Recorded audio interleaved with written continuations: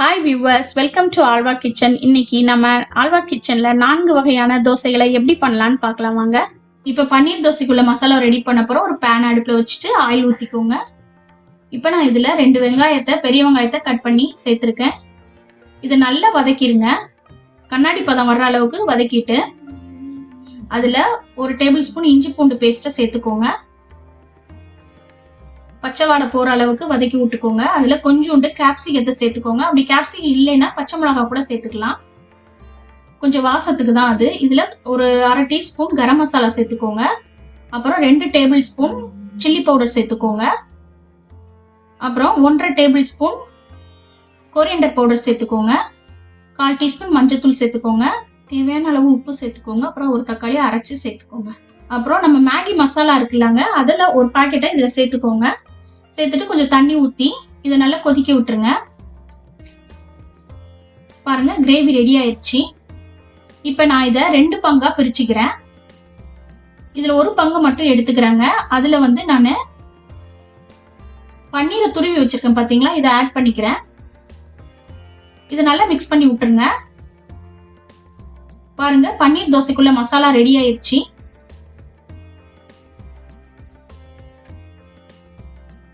இப்ப கல்ல சூடு பண்ணிட்டு தோசைய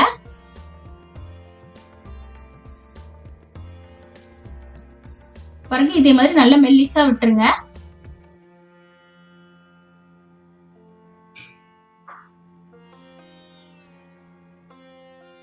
இதுல நல்லெண்ணெய் ஊத்திக்கோங்க.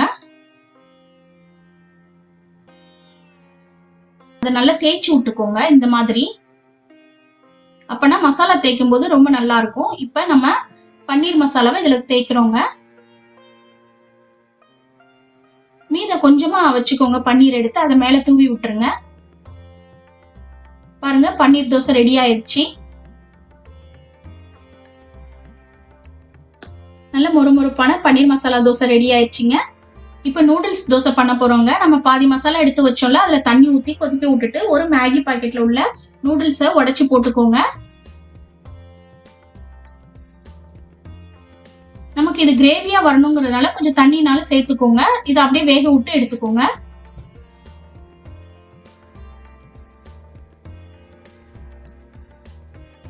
பாருங்க, இந்த பதம் வந்தது ஆஃப் பண்ணிருங்க.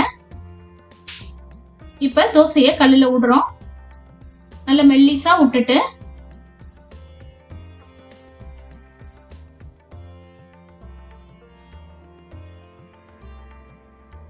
எண்ணெய் ஊத்திக்கோங்க. தோசையை நல்லா தேய்ச்சி விட்டுக்கோங்க. இப்ப இந்த நூடுல்ஸ் மசாலாவை நம்ம இதுல வைக்கிறோங்க. இதை நல்லா ஸ்ப்ரெட் பண்ணி விடுங்க.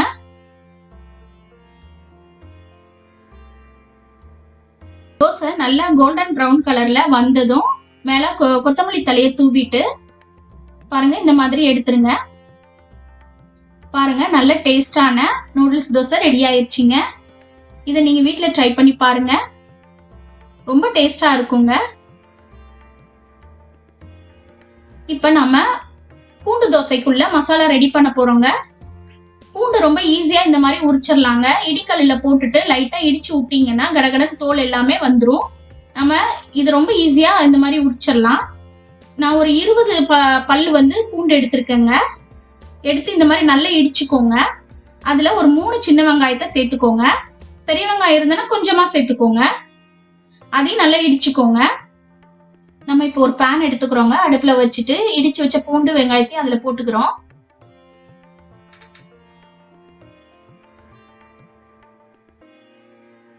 அதோட 2 காஷ்மீரி சில்லியை நான் அதுல போடுறேங்க. அது நல்ல கலர் கொடுக்கும்.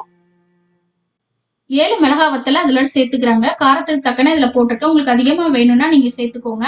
அப்புறம் கொஞ்சம் புளியை நான் ஊற வச்சு இதுல போட்டிருக்கேங்க.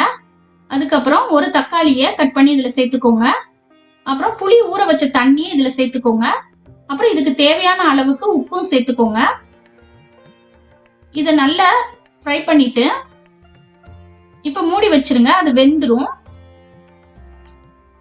பாருங்க, வெந்துருச்சு. இப்ப இதை ஆற வச்சுட்டு மிக்ஸி கப்ல போட்டு திரிச்சு எடுத்துக்கோங்க.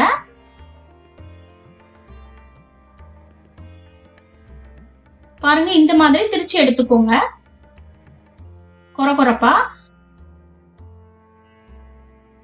இப்போ ஒரு பேனை அடுப்புல வச்சுட்டு எண்ணெய் ஊத்திக்கோங்க. கொஞ்சம் அதிகமாவே எண்ணெய் சேர்த்துக்கோங்க. நான் இதுல நல்லெண்ணெய் தாங்க சேர்த்திருக்கிறேன். நல்லெண்ணெய் சேர்த்தா இந்த பூண்டு தோசைக்கு ரொம்ப நல்லா இருக்குங்க. இப்ப இதுல நம்ம அரைச்சு வச்ச மசாலாவை அதுல சேர்க்கிறோம். அதோட கொஞ்சம் பெருங்காயத்தூளும் சேர்த்துக்கோங்க.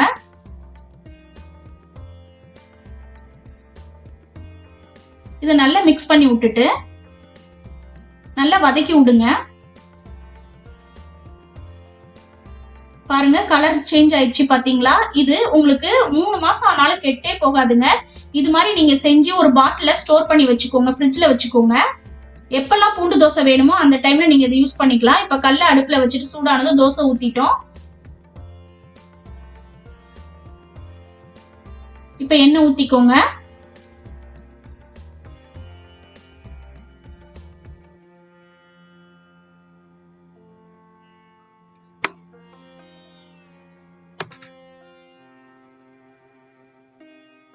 தோசை நல்லா தேய்ச்சி விட்டுக்கோங்க.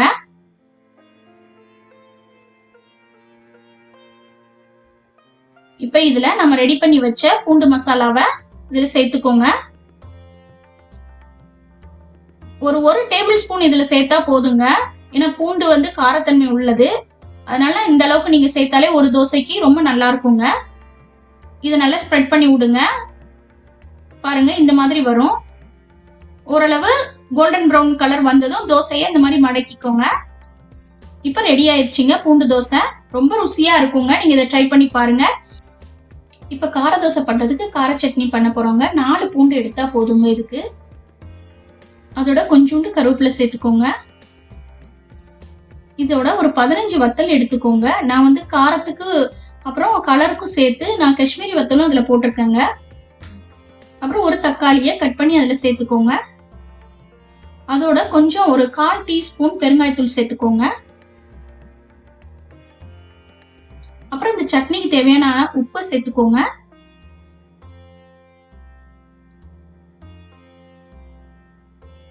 இத நல்லா அரைச்சு எடுத்துக்கோங்க. தண்ணி எதுவுமே சேர்க்க வேண்டாங்க. தக்காளியில இருக்கிற தண்ணியே போதுமானது. பாருங்க இந்த மாதிரி கொரகொரன்னு அரைச்சு எடுத்துக்கோங்க.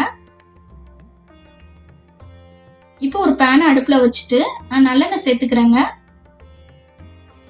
அதுல கடுகு போட்டுக்கோங்க. 1/4 டீஸ்பூன் கடுகு, ஒரு 1/4 டீஸ்பூன் உளுந்த பருப்பு. அது ஃப்ரை பண்ணிட்டு இப்ப நம்ம அரைச்சு வச்ச மசாலாவை அதுல சேர்த்துக்கோங்க. இது நல்லா வதக்கி விடுங்க. பாருங்க கலர் சேஞ்ச் ஆயிடுச்சு. இப்ப ரெடி ஆயிடுச்சுன்னு அர்த்தங்க. இந்த ஸ்டேஜ்ல நீங்க எடுத்துருங்க. இப்ப கார சட்னி ரெடி ஆயிட்டுங்க. இப்ப நம்ம தோசைக்கல்ல சுடு பண்ணிட்டு தோசை ஊத்திட்டு நல்ல மெல்லிசா தோசை ஊத்துங்க. அதுல எண்ணெய் ஊத்திக்கோங்க.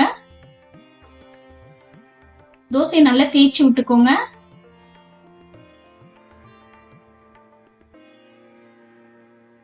இப்ப இந்த கார சட்னி அதுல வச்சு நல்லா ஸ்ப்ரெட் பண்ணி விடுங்க. பாருங்க எவ்வளவு நல்லா இருக்கு பாத்தீங்களா? ருசி ரொம்ப நல்லா இருந்ததுங்க. இது கோல்டன் ப்ரௌன் கலர் வந்ததும் தோசை ரெடி ஆயிடுச்சுங்க. இப்ப இதை மடக்கி இதோட தேங்காய் சட்னி வச்சு நீங்க இதை பரிமாறுங்க. ரொம்ப நல்லா இருக்குங்க. இந்த 4 வகையான தோசைகளையும் நீங்க வீட்ல ட்ரை பண்ணி பாருங்க. இந்த வீடியோ உங்களுக்கு பிடிச்சிருந்தா ஆழ்வார் கிச்சனை லைக் பண்ணுங்க, ஷேர் பண்ணுங்க, மறக்காம சப்ஸ்கிரைப் பண்ணுங்க. அப்படியே அந்த பெல் பட்டனை கிளிக் பண்ணுங்க. நன்றி.